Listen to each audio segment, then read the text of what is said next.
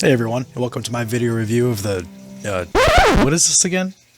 Right, it's the RK AIMS by Double Bell. It's got a Romanian AIMS stock, an AK-74M body, an AKS-74U top cover, an AK-47 Beta Spetsnaz length barrel, and a handguard I've never seen before. Oh, and it takes 7.62 AK mags. For purposes of this review, let's just call it the RK AIMS. I got this gun off of eHobby Asia for $168. Instead of just reading off the whole description off eHobby Asia, let me just save us both some time and tell you that all the externals on this gun are metal, except the magazine, the pistol grip, and the orange flash hider. With getting this gun, I took a total shot in the dark, being that I have no previous experience with Double Bell and its product's quality, but the aesthetics of the gun really drew me in. After playing around with this gun for a while, I was very happy to find out that not only is it VOC compatible, which means that you can swap parts out on this gun with parts from any CYMA 040 series AK, but all the metal parts on this gun except the barrel, gas tube, and handguard are in fact steel. The gun weighs in at 2.8 kilograms, which is about 6.2 pounds. With the stock unfolded, the gun's length is 670 millimeters, which is about 2.1 feet. Folding the stock will cut down the gun's length to about 470 millimeters, which is only 1.5 feet. The stock on this gun is very interesting, being that I've never had an AK with a Romanian wire stock. It's very easy to fold, just by pressing the button on the rear of the gun, just underneath the stock, and folding the stock to the right. This means you can still have a scope mount on this AK, and have the stock folded at the same time. There's very little play with the stock, and it seems very sturdy. Lifting the top cover of this gun will reveal your battery space. eHobby advertises the gun will fit an 8.4 volt nickel metal hydride battery, but I've been able to fit both a 7.4 and an 11.1 stick in this gun. The fire selector lever is the same as any other AK, except it features English letters of S, FA, and FF, which I guess stand for safe, full auto, and semi-auto respectively.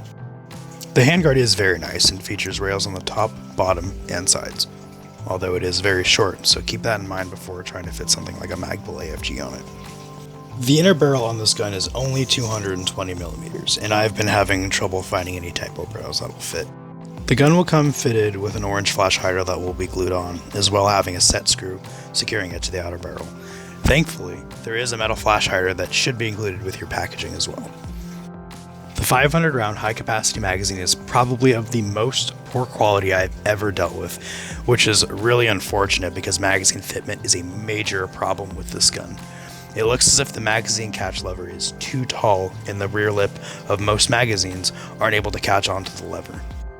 To remedy this problem, it seems as if the most simple way would be to use a Dremel or similar tool to wear down the top of the lever so that more common magazines will be able to fit. To make matters worse, the hop-up unit of this gun is also made of plastic, so be careful if you're trying to test the magazine fitment of this gun. I'd suggest replacing it with a stock metal one or something along the lines of SHS. This gun will shoot a .2 grain BB at speeds of 380 feet per second. Too hot for your local field? Well, this gun has you covered with a quick change spring guide. Honestly, I've never seen an Airsoft AK with one of these, so props to Double Bell for making it happen.